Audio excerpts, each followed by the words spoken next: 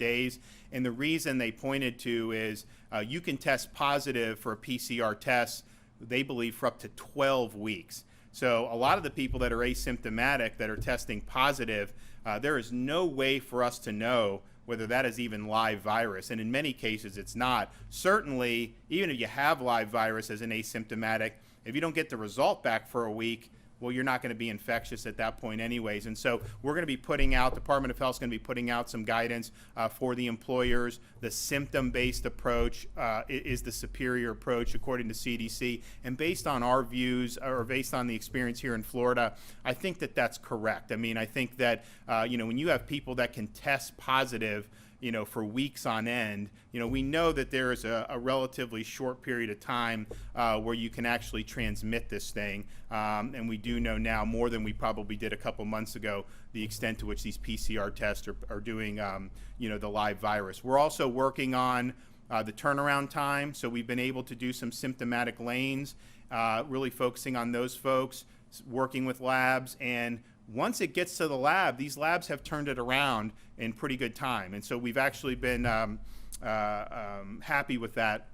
What I think we're going to be able to do, and I'm going to hopefully have an announcement over the next couple days, is have some of our big Miami sites be converted into rapid testing for people that are symptomatic or people that are 65 or older.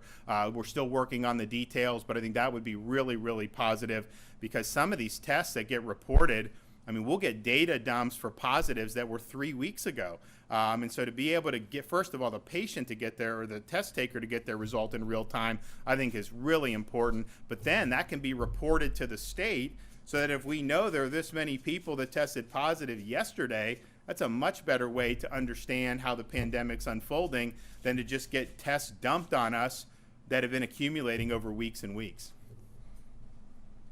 Governor, you announced the new initiative, the One Goal, One Florida initiative.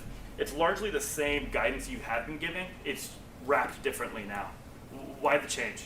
Well, we just felt that we actually like some of the trends that we're seeing. If you look at the emergency department visits for COVID-like illness, those have been declining since the early July. If you look at the hospitalization trends for hospital admissions, those have been declining. The hospital census in pretty much every part of the state is down from where it was, and so we definitely believe that that we've seen a peak there. So we believe we have momentum, and now's the time to just remind people you can make a difference by following these guidelines. I think a lot of people have been doing that, but I guess the concern would be is if those trends continue in the immediate future, that people think that it's just over. And what we're saying is let's make sure we're continuing to keep our eye on the ball, focus on going forward. These are very common sense things that can make a difference. And I'd also say that we're seeing positive trend downward in the nursing home staff, nursing home residents. We were concerned about seeing some outbreaks there. So I think that that's trending well. And then what we've really been able to do is provide really crucial support for our hospital system during, they had a really, really challenging 3-week run-up, particularly in places like southern Florida, particularly in places like Tampa Bay. So we surged a number of personnel, medical personnel, many nurses, down to help relieve the burden. I think that that's been a big positive. And then being able to have our COVID-only nursing facilities to be able to support our long-term care folks, the remdesivir, been able to keep that flowing. We're going to continue to do that. So I think that there's a lot of positive indicators. But if people if they follow these basic guidelines, and I would specifically say, the first thing we put on here is protect the vulnerable. And the reason is, I think what we're seeing with the folks who end up in critical condition, what we see with the people who unfortunately end up succumbing to this illness, is you tend to see folks who are skewing older. These are 65 and plus, many of them in their 70s and even 80s. But it's not as much from the long-term care as we were used to seeing. It is more from the communities. And so it's our belief that that is really as a result of contact amongst multi-generational families, doing social events, doing family events, which, you know, obviously we want people to do that, but if you're in vulnerable populations, just understand that those have been really significant vectors in terms of spreading it into some of our vulnerable age groups. And so if we really just not only do the basic things, but particularly, you know, if you're somebody who may be younger, you know, practicing the hygiene, doing the physical distancing, you know, wearing the facial covering when you're around people who may be in those more vulnerable, that will really, really make a difference going forward. And so we want to do that. Back to the storm real quick.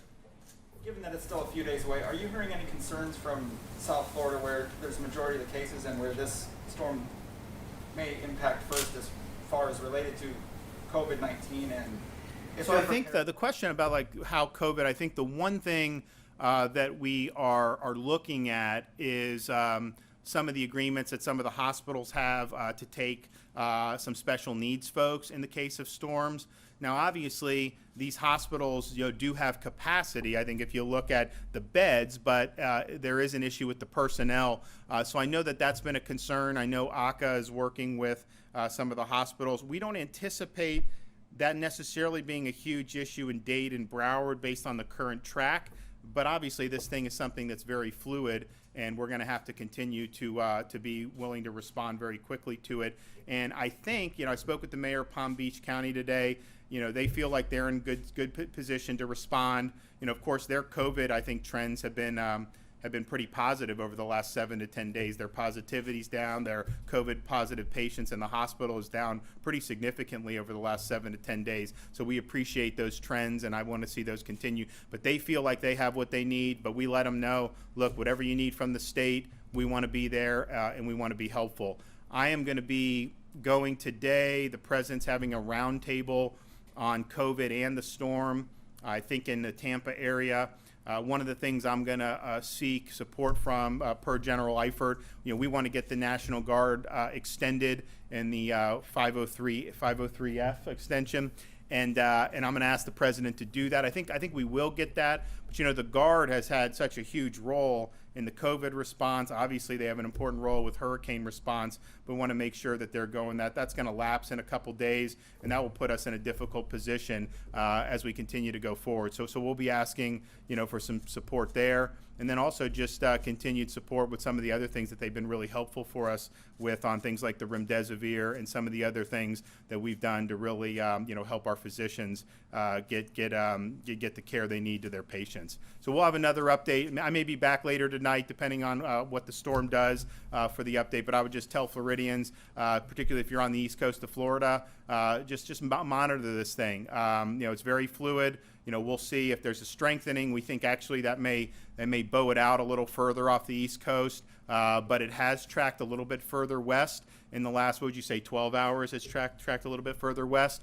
So that's just something to keep. Remember, it had initially been on the Gulf of Mexico even, and then they moved it back over. That's probably within 2 days. It's moved all the way over. So that's just how these things are going. So just keep a lookout for what's going on. Make sure you have your plan in place. You know, our hope is that there will be impacts to Florida, but our hope is that this is not something, you know, that is interacting in a significant way with the actual Florida coast.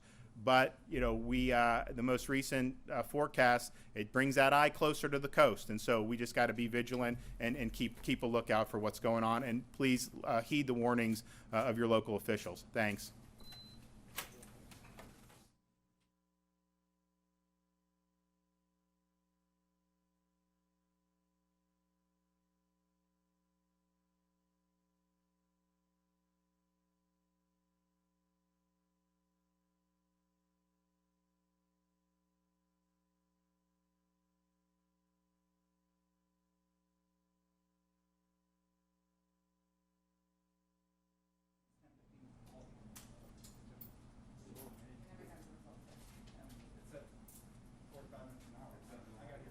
Good night captions, good night satellite from the State Emergency Operations Center in Tallahassee, Florida. Good night.